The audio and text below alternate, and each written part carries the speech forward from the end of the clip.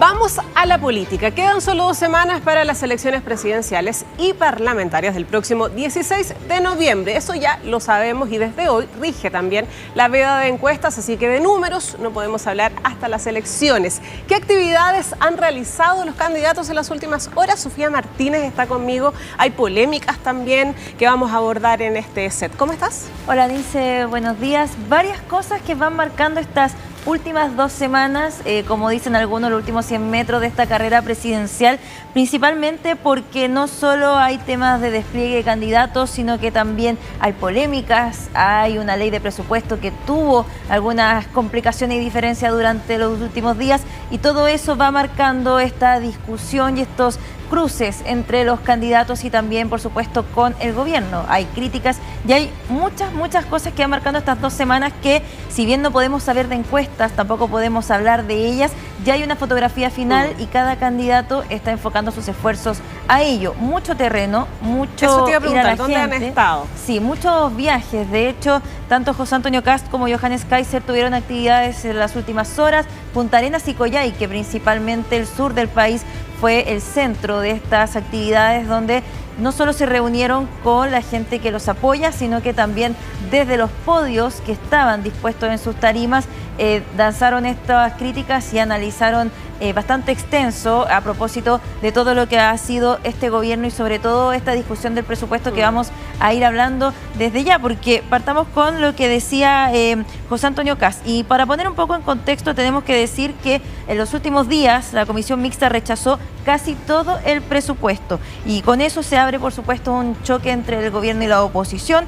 De hecho, esto fue inédito y por eso también estamos hablando de este punto importante. Se rechazó, por ejemplo, lo que tiene que ver con los ministerios de Salud, Educación, Interior y Hacienda, ministerios importantes, y solo se aprobó los recursos del Poder Judicial y del Servicio Electoral. Y con eso entonces se abrió toda una polémica respecto de qué va a suceder ahora. Sabemos que queda discusión en el Congreso, pero es tema casi obligado de los candidatos presidenciales, que también es un presupuesto que ellos van a tener que tomar al momento de asumir el próximo año en marzo. Sofi, y ha habido críticas, obviamente, digamos, este escenario de polémicas en relación al presupuesto apunta también y se argumenta bajo la figura del ministro de Hacienda, ¿cierto? Sí. Allí es donde también han apuntado bastante algunos de los candidatos en relación a su gestión.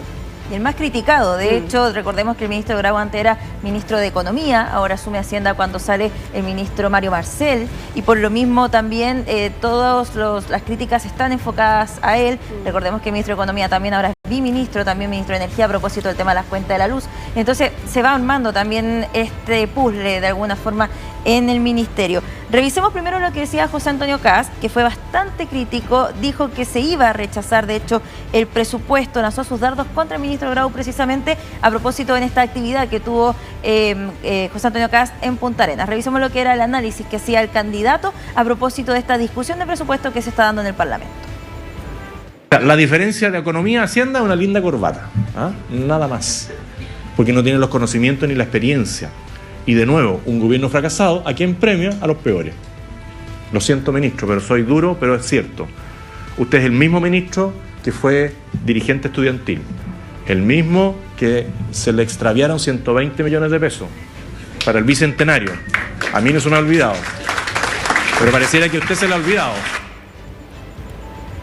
La única diferencia, decía, es una corbata. Bien crítico ahí también José Antonio Kast respecto a la labor del ministro Grau, que está liderando de alguna forma esta discusión de presupuesto, que ha sido el tema, lo decíamos, obligado no solo en el Congreso, también en la candidatura presidencial, con estas partidas que se rechazaron, importantísimas. Y hoy en día todo lo que tiene que ver con los dineros, de alguna forma, es tema, no solo el presupuesto, sino que también el otro que tuvo palabras para esto fue Johannes Kaiser. Johannes Kaiser dice incluso que va a hacer una auditoría, esto ya lo ha anunciado anteriormente, pero ahora lo vuelve a decir en esta gira que tiene en la comuna de Coyhaique, que de alguna forma va marcando ya el ambiente a la previa de esta elección presidencial. Revisemos lo que decía Johannes Kaiser a propósito de los temas que se van tomando la agenda en la previa a esta primaria del 16 de noviembre.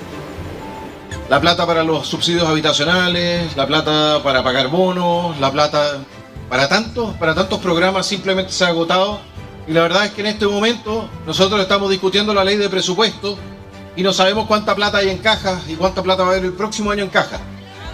No les voy a mentir, porque cuando lleguemos a la moneda, damas y caballeros, vamos a tener que hacerle una auditoría a este Estado para saber cuánto tenemos y cuánto se han robado. Sofi, bueno, ahí están dos de los candidatos, ¿cierto? Son 8 candidatos los que se van a enfrentar el 16 de noviembre.